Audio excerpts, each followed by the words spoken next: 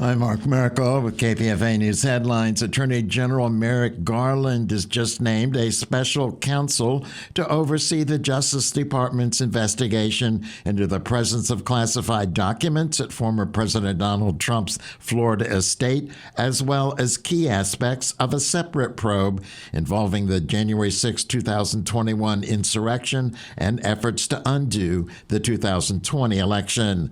The move being announced just 3 days after Trump formally launched his 2024 candidacy is a recognition of the political implications of the two investigations that involve not only a former president but also a current White House hopeful.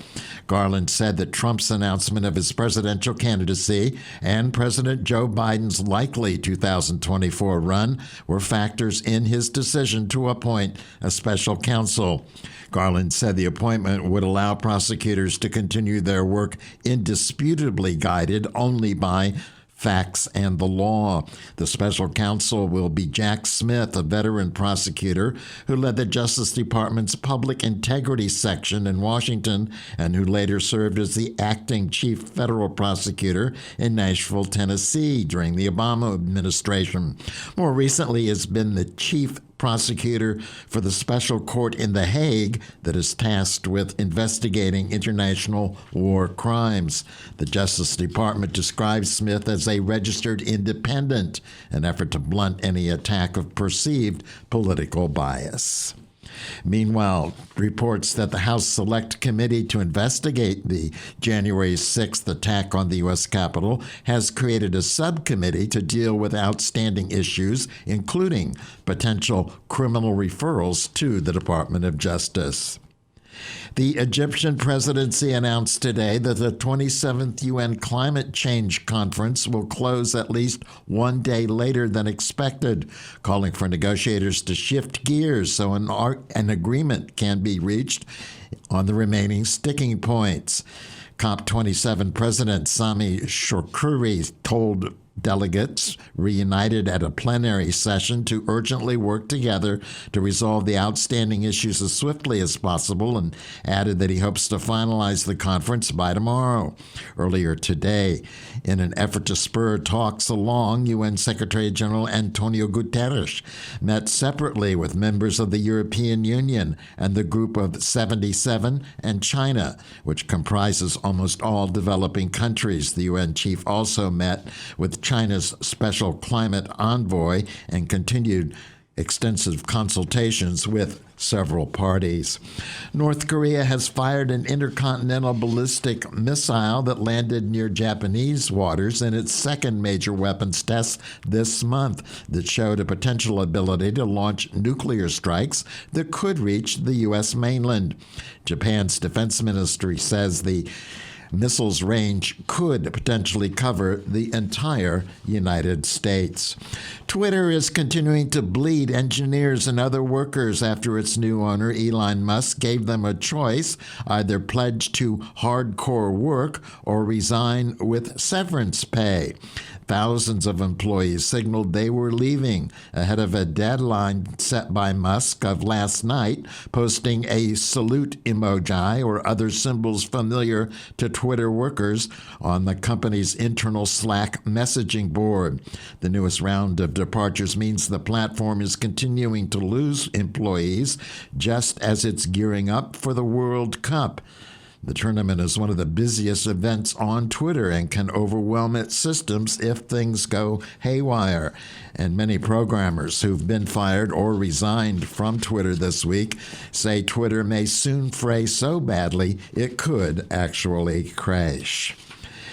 A potential preview of a House of Representatives under the control of Republican Party eager to stymie President Biden's agenda. Representative Marjorie Taylor Greene of Georgia has introduced a measure that called on Congress to conduct an audit of U.S. assistance to Ukraine. The resolution would subject potentially sensitive information as well as routine funding to intense partisan scrutiny. News returns with more headlines again at 3 and 4 this afternoon. And please join us at 6 this evening for the hour-long edition of the Evening News. Coming up next, it's Going Down.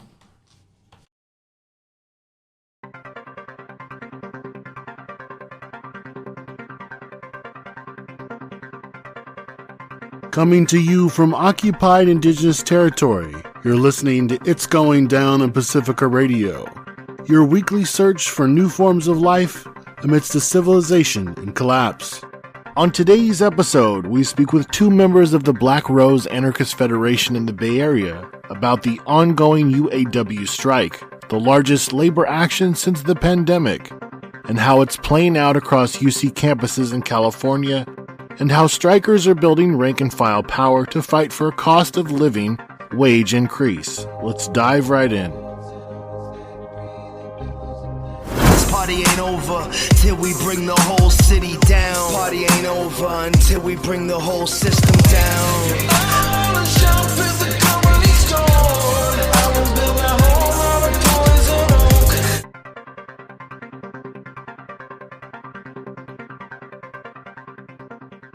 Hey there, this is Cameron. I am a rank-and-file member of United Auto Workers 2865, which is the union of teaching assistants, tutors, and readers at the University of California system. And I'm also a militant of the Black Rose Anarchist Federation. And I am Juan. I'm a formerly rent-burdened grad student from Davis, now based in Berkeley, where I am the organizing steward for our local Tenant and Neighborhood Council, or TANK Local. And I'm also a militant of the Black Rose Anarchist Federation. And we encourage folks, we have several podcast interviews with members of the Black Rose Anarchist Federation talking about various subjects. And also, we'll link this in the show notes, of course, but we have several interviews about the wave of wildcat strikes that took place from student workers at the UC or University of California system several years ago. We're going to talk about that in a second. And also, we have several interviews with folks in TANK, or the Tenants and Neighborhood Councils group that's based out of the Bay Area. So we encourage you to check out all of that content. Lots of interesting stuff. Just about a month ago, we had somebody on that was, I don't know if they were part of TANK or it was another tenant council that was working with TANK where their building was on strike. So there's a lot of moving pieces here and lots of stuff going on. But let's just start off. Let's go back to the very historic wave of wildcat strikes that kicked off at the UC system several years ago. Go back, talk to us, just give us a little history of that. How did that end, and how does that lead us to where we are now? So I actually think we're going to go a little further back and talk about our 2018 contract campaign in the UAW 2865, where at that time, kind of guided by the Jane McAlevey strategy of building for a supermajority strike, the elected leadership and kind of folks who were trying to organize on the ground really felt like they didn't have the capacity to pull off a strike, and dissuaded any strike action, actually kind of rammed through a vote on the contract that they had developed with the admin, where it was poor wage increases, next to no real gains based on our demands at the time. And so this left many folks who had organized for months and months and months really frustrated by the lack of militancy, but two, the real lack of gains. And we saw this play out in the actual vote itself, where certain campuses where there were these organized militant minorities were able to turn out 80%, 90% no votes on the contract, whereas other places that had less kind of rank and file capacity turned out, it was still split decisions. The vote barely passed by 2 or 3 percentage points. And so that lack of gains and rising housing prices, especially in places like Santa Cruz, left graduate students even more precarious than they began. And so these militant minorities had really, militant minority factions had really began organizing for, to confront these issues outside of the contract struggle itself. Given U.S. labor law and the no strike clauses that are built into the UAW contract, much like other unionized shops contracts. We were unable legally to take any collective action. And so militants at UC Santa Cruz had really built the groundwork for a larger wildcat strike that was building on the Red for Ed movement across that kind of moved throughout the South. The ongoing struggles in at Chicago public schools, the LA Unified Teachers Unions. There really was this convergence of mass struggle in education. Yeah, so that kind of led into, like Juan was talking about, this period where there was a concerted effort, particularly on the Santa Cruz campus, to try to build a militant sort of rank and file base that could affect or at least pressure the administration of that particular campus into doing something to address the really exorbitant prices of the housing market in Santa Cruz. I mean, for those that don't know, Santa Cruz is the Santa Cruz Watsonville metro area is literally the second most expensive metro area in the entire United States, which is pretty extreme considering that Santa Cruz Watsonville is usually understood as a rural area. So for it to be the second most expensive metro area in the U.S. is pretty extraordinary, but it is.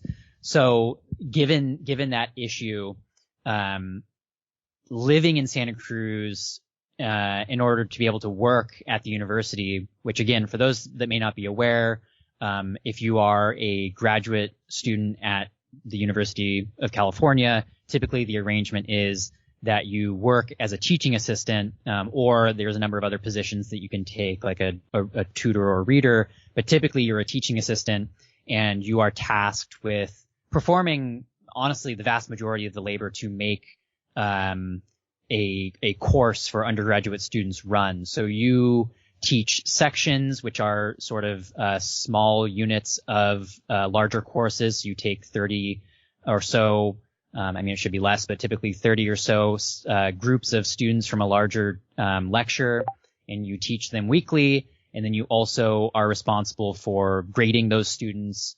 Really the only thing that tenure faculty in the UC system are responsible for are giving lectures and creating syllabi. Teaching assistants are the ones that do most of the extended form teaching and follow up with students and grading. So we are paid a salary to do that, and the salary that we earn, this is system wide. So the contract that is enforced for all teaching assistants is system wide from San Diego all the way up to Santa Cruz and Berkeley.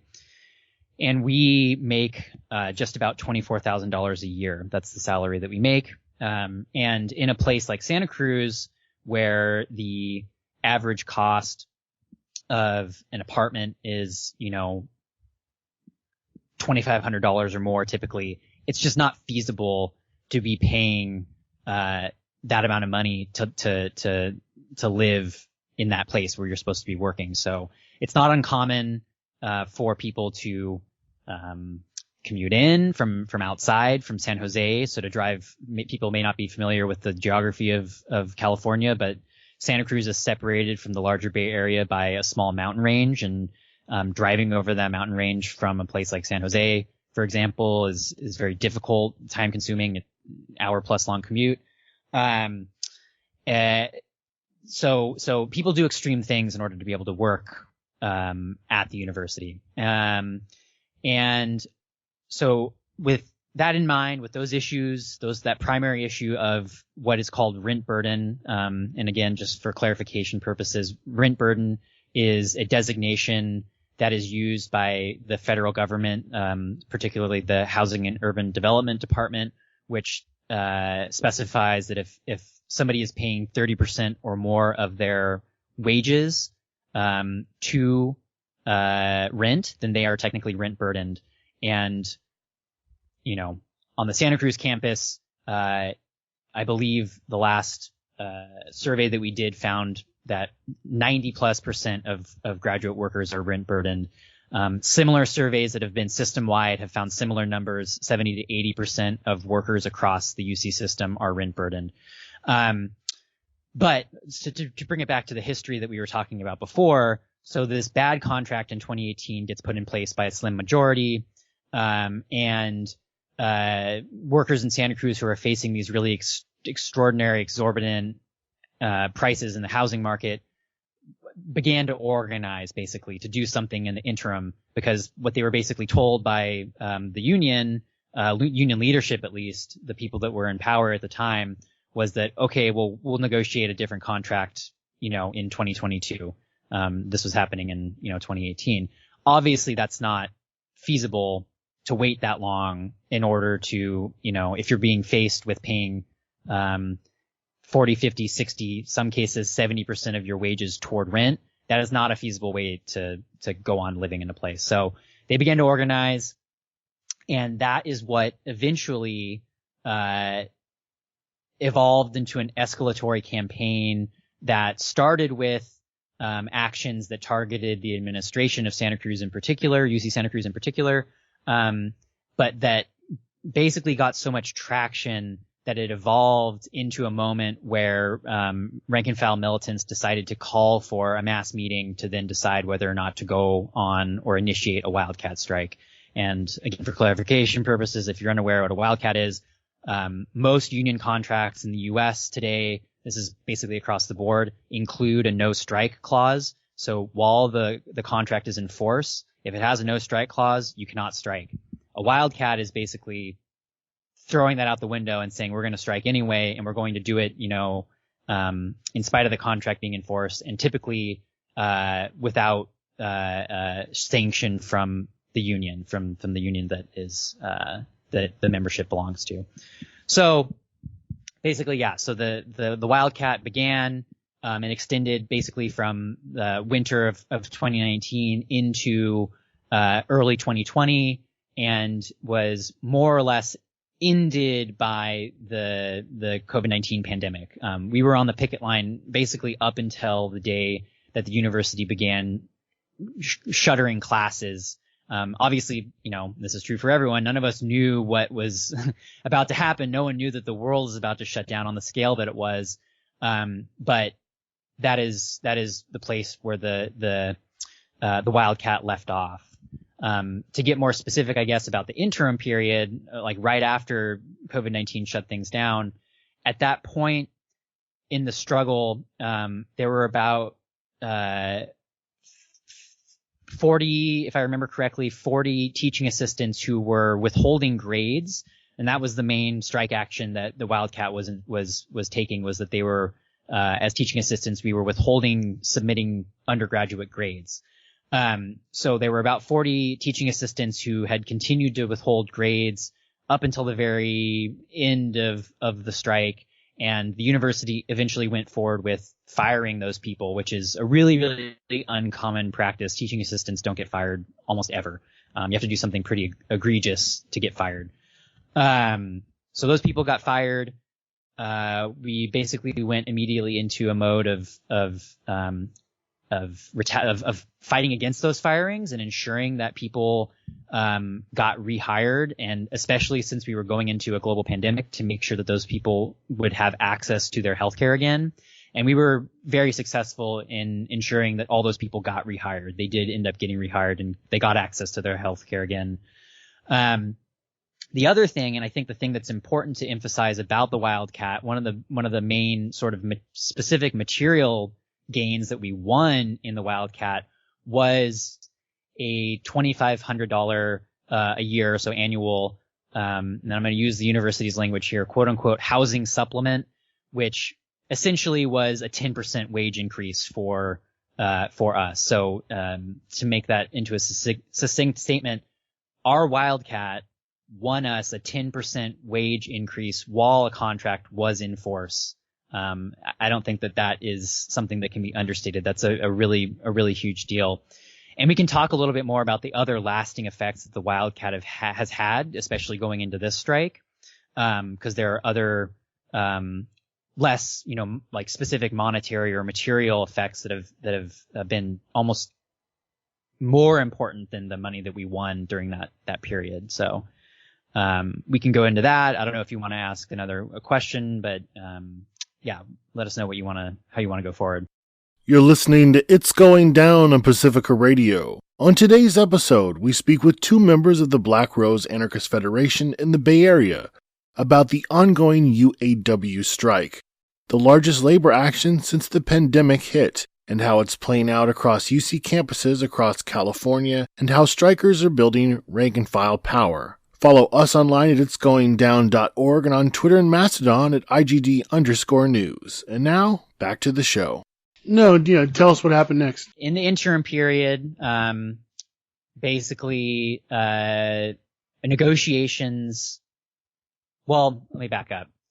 In the interim period, what we saw obviously during COVID, and this is outside of the UC, but we saw like a renewal of rank and file energy across sectors in the economy that had really not existed prior to COVID. So you saw obviously campaigns with the Amazon Labor Union.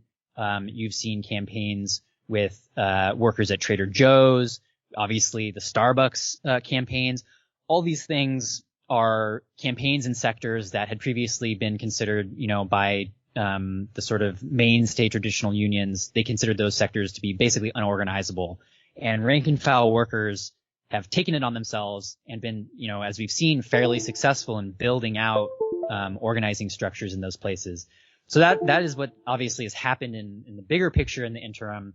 And so that is the background context of us entering into this new period where our contract is coming up for negotiation, or as we go into 2022. So basically, what has happened is the other important context here.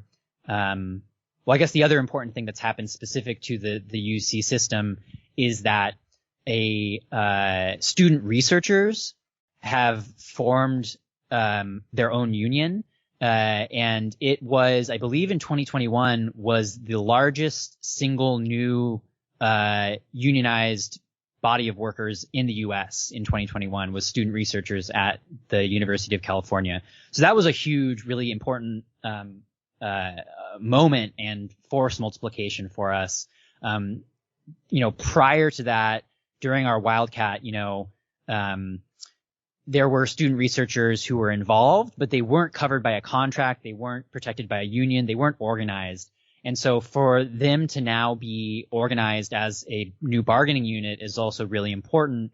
They're also organized with the UAW, United Auto Workers. So that's another important contextual piece. But going into contract negotiations this year, the other important, big background contextual piece is that there are 3 units of UAW who are negotiating concurrently, so together, which is unprecedented. It's not a thing that happens usually in any sector, let alone in higher education. So it's UAW 2865, which is the union local that I belong to, which again is teaching assistants, readers, tutors. It's UAW SRU, which is the student researchers. And then it's also UAW 5810, which is the postdoctoral employees of the university. So all 3 of these units were bargaining together with the university because 5810's contract came up for negotiation at the same time as ours. SRU is negotiating their first contract, and our 2865's contract was up. So we began negotiations earlier this year, and it's the kind of typical experience that you see with these things where it's a lot of back and forth, a lot of skirting around the main issue. But I think the important thing, and when I say the main issue, this is the next thing I want to say, is that I want to touch really, not briefly, but I want to emphasize the main demands that all three units have. So there are a few really important demands that we've placed on the bargaining table in front of the university. One of them is a $2,000 a month childcare subsidy for student workers who are also parents, as well as tuition subsidies for those same student worker parents who for their children for any UC affiliated childcare programs, as well as dependent healthcare, including that. But the $2,000 a month is up from, I think right now it's like only like $600 a year or something, like just completely absurd that anyone who's ever, had to figure out childcare for work knows that that's just an impossible, ridiculous, insulting number. So that's one of the demands. Another demand is a waiver for, a fee waiver for international students who currently are basically, because of their international status, are being required to pay to work, which is patently absurd also. So we're asking for that to be instituted, a waiver for that. We also are demanding, basically just better accommodations for workers with disabilities. So that's, more resources in general, accommodations from the university, when it comes to, timelines and things like that. So those are some of the big demands. The one I think that is, it's important to say that all those demands are central and they have to be passed. None of them are more important than the other. But I will say that the demand that is on everyone's lips, the one that everyone is sort of talking about, and the one that you often see referenced the most is a demand regarding wages. And this demand is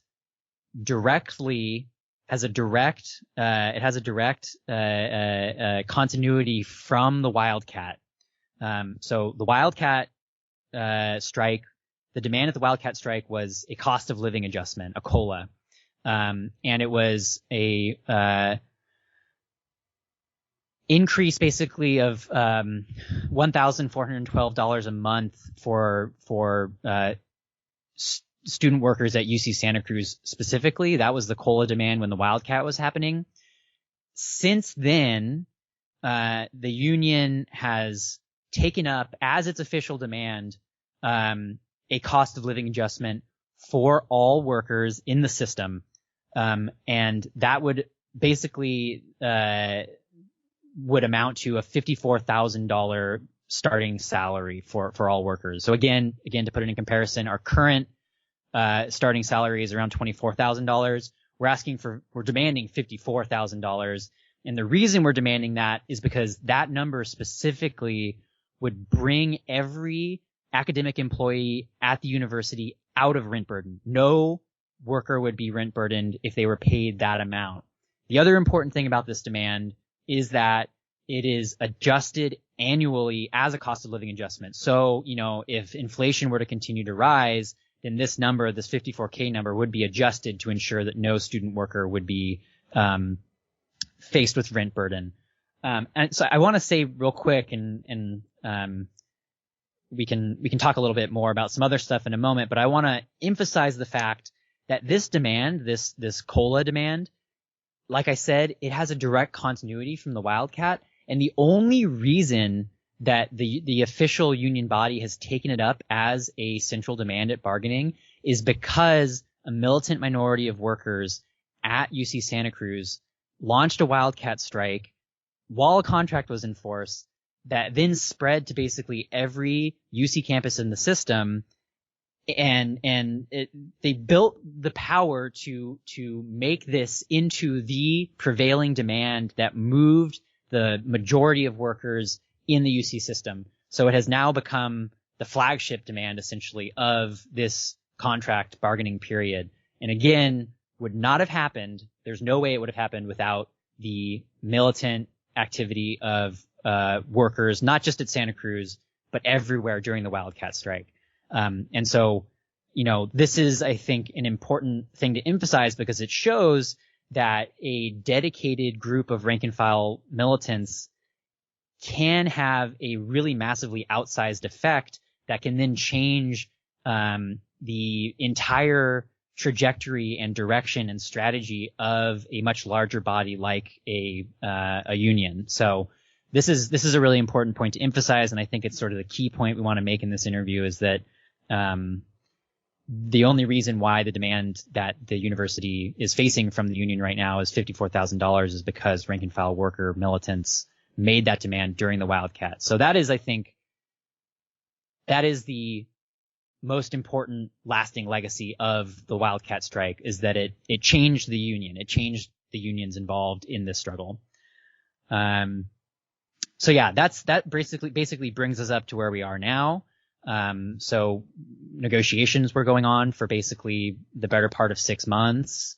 And they essentially broke down, and our contract went out of force on November 1st. And soon after that, we took a strike poll or a strike authorization vote, in which 36,000 more than 36,000 workers across the university voted to at a 90, I think it's like a 98% margin, something like that, voted yes on the strike, to go out on strike. And then shortly after that, starting on Monday, we did initiate that strike. And we can talking a lot right now, so I might pass it back to Juan, but I think the next thing that we may maybe want to talk about is in comparison to other strikes that have been going on in the U.S., the scale and size of this strike is historic, and I don't use that word lightly. I mean that literally. So I'll maybe pass it back to Juan to talk a little bit about the historic degree that the historic place the strike is taking. Yeah, I think it's really important to emphasize that this is the single largest strike in higher education history. I'm not sure how many folks remember, this will really date me, but the strikes of 2011, kind of at the height of Occupy and taking over universities, the activity was widespread, was vast, but was largely driven by undergrads. The one couple of days strike that I took part in when I first arrived at my grad program was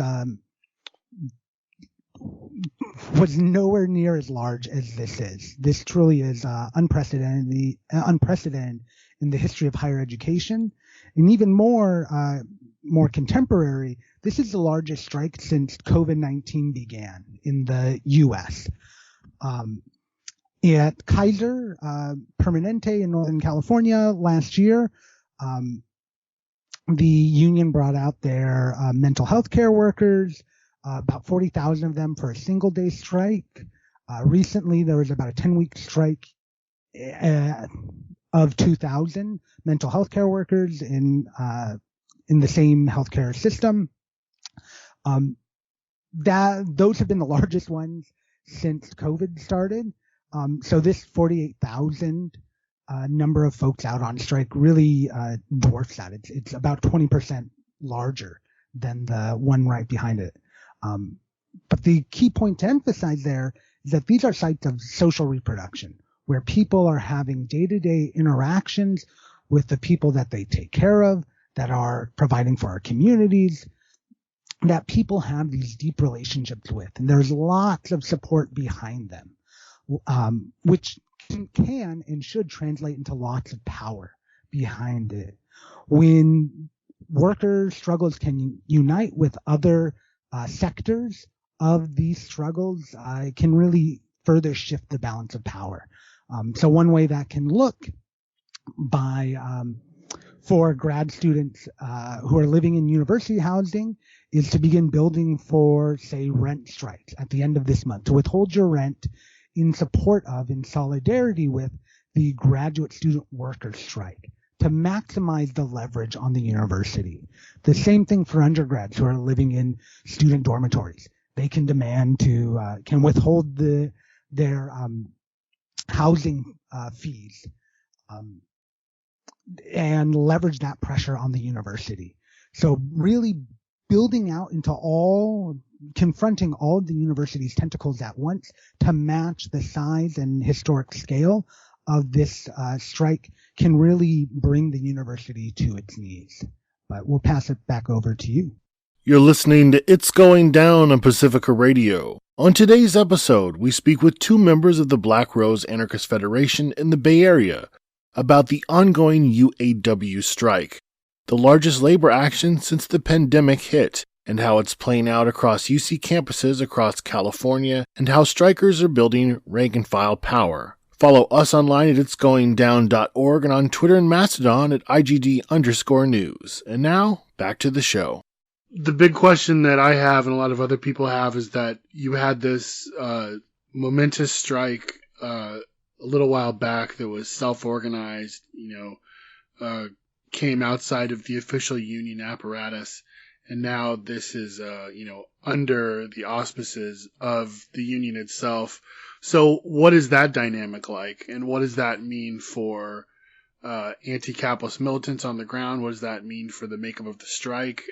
Is there a tension between more self-organized forms of the strike and, those that want to channel it back into this union bureaucracy? Where do you see that? I mean, again, I think the thing to emphasize is the fact that, so the Wildcat was led by a minority of workers. That's the fact of the Wildcat. It was a minority strike. It didn't involve by any means the number of workers that are out on the scale that they are now. It had an outsized effect, and that outsized effect was that the official union apparatus was redirected and altered so that when we went into contract negotiations for this year, the leading demand was the cost of living adjustment, the COLA demand. And again, that would not have happened had it not been for the Wildcat. So it's interesting because I would say that, of course, there's always going to be tensions within a body as large as the unions that we're talking about, because there's just going to be different factions with different strategies in mind. But I think the important thing to say is that that the strategy was changed, and the strategy was changed by a group of militant workers who were able to alter, again, the strategy of the whole union so that it is now facing in the direction that we want it to. I think that the question will be, rather than organizing outside necessarily of the official sort of structures of the union, the question will be, can we keep the official structures of the union pointed in the direction strategically that we want it to be? So that is going to look like ensuring that the strike continues until the COLA demand is met, right? So whenever you have a strike over a contract like this, there are going to be factions in a union, typically people who are, I would say staffers of unions, other people with maybe, slightly more conservative estimations of what is possible when workers go on strike. They're going to be pushing for a compromise number that isn't $54,000. They're going to say, well, the university can only give us so much. And look, this is, a historic wage increase. Maybe it's not a COLA, but maybe you get whatever XYZ number, and that should be good enough. And we should vote yes to accept whatever tentative agreement. The question for us will be, can we ensure that we stay out long enough, in general, to force the university to give us better offers over time, but also that if a tentative agreement gets accepted by our bargaining team that is below a COLA, the question will be, do we have the capacity as rank and file workers, as a rank and file movement, to reject that tentative agreement? Because again, in most unions that call themselves democratic, a bargaining team will accept a tentative agreement, and then it will be passed back to rank and file workers to vote that tentative agreement up or down. And so the question will be for us that if the bargaining team accepts something that is below our standard, that isn't a COLA, then we have to have the networks in place and the power in place to be able to say no collectively. So how do we do that? That's the question, is how do we build the kind of rank and file power that can keep the wheel of strategy of the union lashed to the mast that points us toward COLA? How do we do that? We think that the way to do that is to start organizing rank and file networks now. So that means particularly organizing within your own departments, having conversations with other rank and file workers and talking to them about, in general, talking to them, getting to know them as you already probably should, but if you don't, getting to know them, doing things together, going to the picket together as a group, painting banners together, eating meals together, taking care of each other's kids, stuff like that.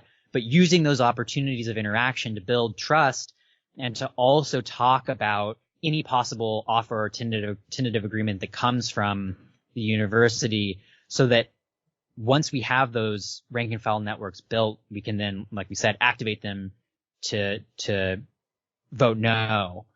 And those rank and file networks have to be, really organized, at the cellular level in the department, but then those departments also need to be organized across the campus, and then they also need to be organized across the system. So rank and file networks need to be organized across the entirety of the system of the UC, so that when the time comes to vote on a tentative agreement, whether it's one that we like that has COLA or whether it's one that we don't, whatever it is, we make that decision collectively. We don't just vote as individuals going to cast a ballot. We have conversations about what we like or don't like about a possible contract, and we vote together. We don't do it in isolation. We do it together. So I think that's really the question, is we have pointed the union, pointed the union in the direction we want it to go. The question will be, can we keep it in that direction? And can we keep the strike up long enough to force the university to accede to our demands? And that is the question of any open-ended strike. And that's something that we haven't mentioned yet, is the fact this is an open-ended strike. There is no date for this strike to end. It's a war of attrition right now. The university hasn't even come back to the bargaining table yet with my union local, because, we don't know why they haven't, but my best guess is that they want to tire us out. They want us to feel like, oh, there's this big burst of energy at the beginning, and then once you've, gotten your energy out after a week of picketing, you'll be ready to be more serious and come back to the bargaining table and lower your standards for whatever contract you're willing to accept.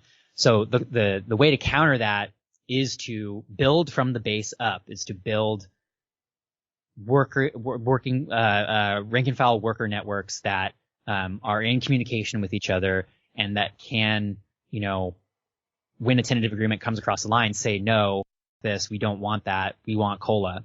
And so, I think the kind of framing in a succinct sort of one sentence way that we want to put this is that there's without a COLA there can't be a contract. No COLA, no contract. That's how we're putting these things. Yeah, so that's how I'd answer that question. I'm going to pass it back to Juan and have Juan talk a little bit about the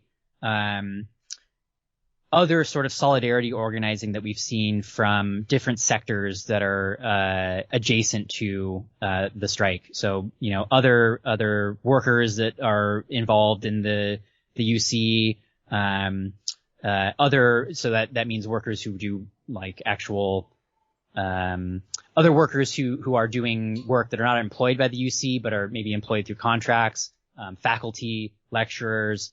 We already talked a little bit about undergrads, but maybe we can talk about that a little bit more. So I'm going to pass it back to Juan. Yeah. So, I'm going to quickly jump back to, you had started about kind of the reverberations of the Wildcat strike. So one of the immediate ones after the Wildcat ended for grad students was transferring that energy into a rent strike. when the university shut down, when the lockdowns went in place, many grad students in Berkeley, at one of their locations, UC Villages, went on rent strike, hundreds of them. And while they stayed out for a while, the time out withholding their rent kind of ebbed and flowed.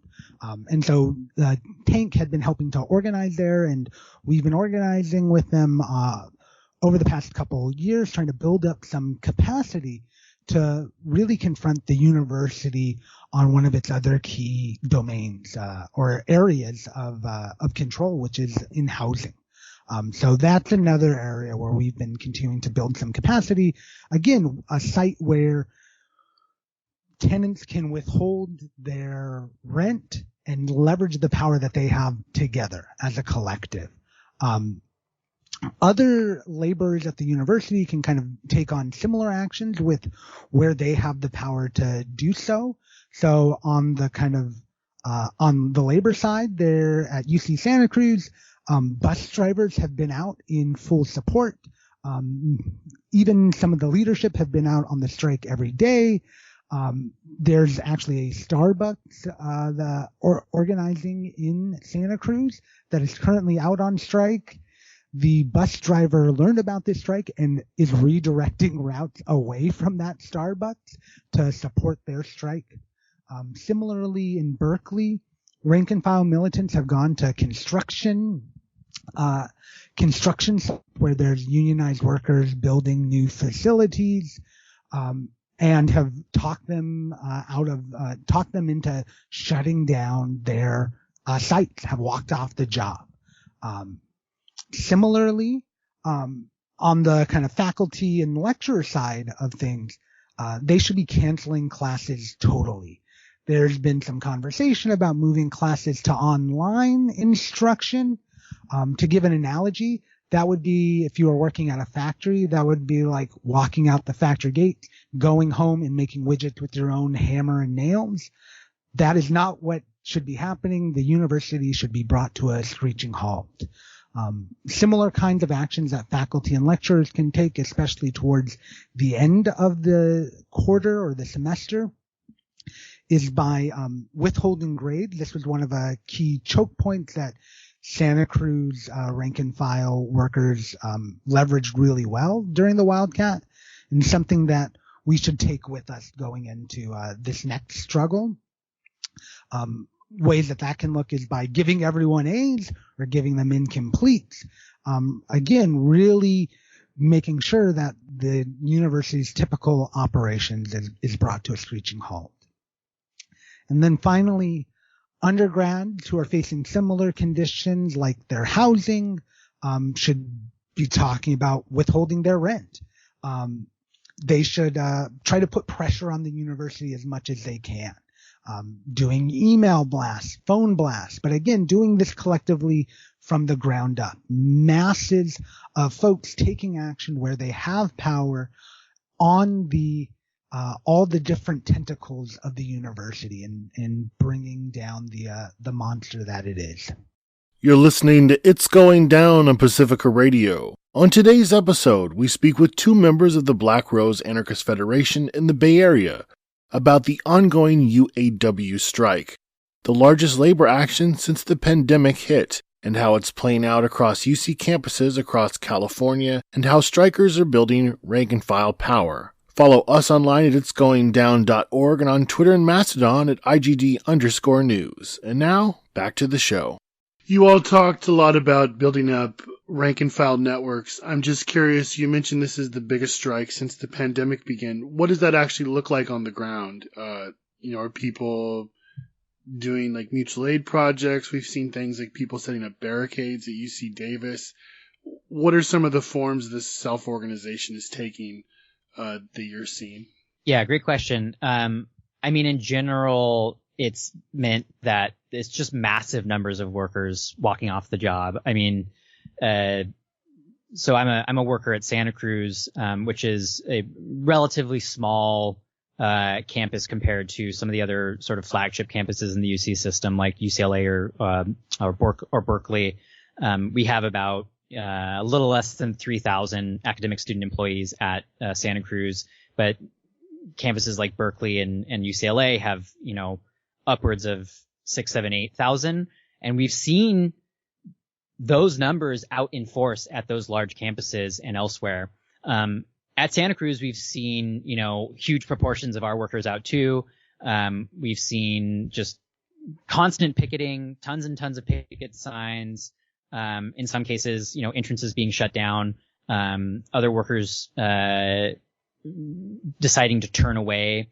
One of the things that we also saw recently in terms of labor solidarity was the Teamsters sanctioned our strike and said that they would not, the FedEx Teamsters would not deliver any packages to any UC campus while the strike was going on. And that kind of activity is being built up through contact with those other workers. Other things that we've seen, in particular, I think a thing that's important to emphasize, what we were talking about, building up the rank and file networks and building up the capacity to say no if we don't want a particular tentative agreement. And even more importantly, I think right now, building up the capacity to be able to stay out for as long as possible is engaging in projects that increase that capacity. So I know that some departments are doing work to create internal mutual aid networks so that if some workers have more resources than others, they can pass those around, or that they can put those collectively into a pot and rely on one another. Of course, these things are happening on a more general scale. We do get strike pay. We do have a strike fund, and we do provide food at like the picket line and things like that. But as many people are aware, if a strike goes on for a long time, those funds tend to diminish. So we want to emphasize building the capacity of collective self-reliance early on before the official sort of resources start to run out. And we're already seeing some of that in some places, but we think that strategy is part and parcel of building networks of rank and file workers who again can not just stay out long, but also say no collectively when we don't get COLA in a tentative agreement, and not go back to work until we do have COLA. So those are some of the things that we've seen. Lots of solidarity, lots and lots of people out, lots of things like just creative activities on the picket lines. I've seen lots of dance routines. I've seen lots of banner drops. I've seen lots of sing-alongs and things like that. There's a lot of creativity and energy on the picket lines right now. And I think as things go on a little bit longer, we'll see that creativity increase and find new ways for the sort of activity of the university to be disrupted in different ways. But yeah, that's kind of how things look on the ground at the moment. Maybe real quick, we can also talk briefly about what people who are unaffiliated with the university can do to be in solidarity. I can give a couple ideas, and I'll pass it back to Juan, and Juan can give some ideas too. I think the most direct, straightforward thing, if you live near one of the 10 University of California campuses, is to just go to the picket line. You'll be welcomed with open arms. You can, take a picket sign and walk the line with us. That's always more than welcome. We're also always happy to see solidarity actions, so things like, banner drops, other messages of solidarity in any form that, people might want to take. Those things, if you are feeling, generous in terms of material support, there is a strike fund that you can donate to, through, I believe if you go to fairuc.org, there's a link to a strike fund that you can find. But yeah, I think of those things that I mentioned, I would love to see more people, from the areas that the university's campuses are in come out and show their support, by walking the line with us. And I'll just add the kind of most important thing that folks can do where they're at to support this strike is to build rank and file networks with wherever they are. So if you're a grad student at another university that has their own, either has a union already or has their own, is starting a campaign, is to build those networks of small groups of people who are reaching out, building trust with their coworkers, with their fellow cohort mates, and are getting to know one another and having open, honest conversations about are they ready to take action together? Are they facing fatigue on the picket line? Are they feeling energized? How can they continue to support one another and to build this struggle, to try to generalize a struggle as large as this, as wide as we can. This is, hopefully this is inspiring for tens of thousands, millions of other workers across California, across the country, and across the world. Well, for those that want to follow updates on the strike, what are some places that people can go to get news about the UAW strike and potentially go out and support or help out? Yeah, absolutely.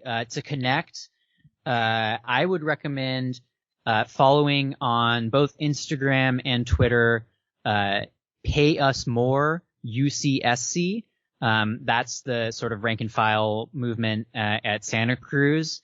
And then in Berkeley, there's a similar group called Berkeley Rank and File, which you can find on Instagram and Twitter as well. I think those are the best places to get updates about what's going on, particularly in the Bay, but in general too across the system.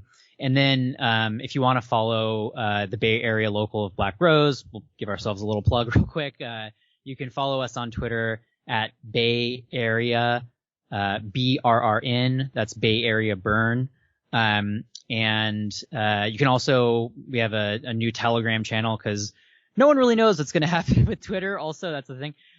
So if you want to follow our Telegram channel, the link is t.me/Bay Area BRRN.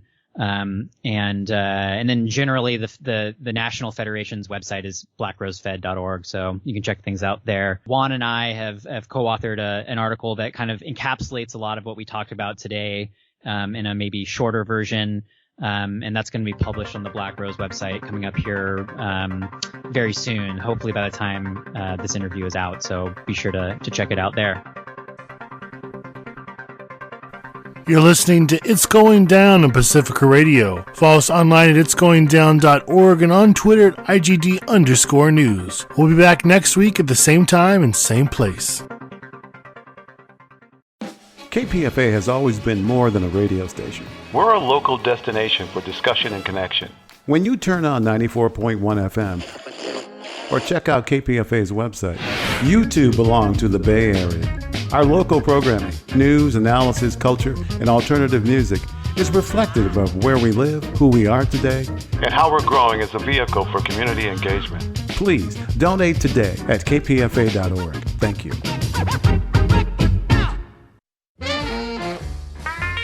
Hi, this is Tom Mazzolini inviting you to join me every Saturday from 11 a.m. to 2 p.m. for the Blues by the Bay Show here on KPFA. I'll be featuring new blues releases, great classics, and rare recordings, plus blues news and interviews. That's every Saturday, 11 a.m. to 2 p.m. with Nothing But the Blues. Join me then. Sign up to volunteer for the 51st Annual KPFA Holiday Benefit Craft Fair happening December 3rd and 4th. It's a great way to show your support for KPFA, and volunteers have free entry to the fair for the entire weekend. We rely on our wonderful team of volunteers to help keep the event running smoothly. Each volunteer shift is 2.5 to 3 hours long, with jobs including taking tickets, helping exhibitors unload their wares, and other light duties around the fair. If you're interested, please visit the cranewaycraftfair.com website at www.cranewaycraftfair.com. At the volunteer sign-up page, choose the shift that best fits your schedule. Again, that's cranewaycraftfair.com. Hope to see you there. You're listening to 94.1 KPFA, 89.3 KPFB in Berkeley, 88.1 KFCF in Fresno, and online worldwide at kpfa.org. RG.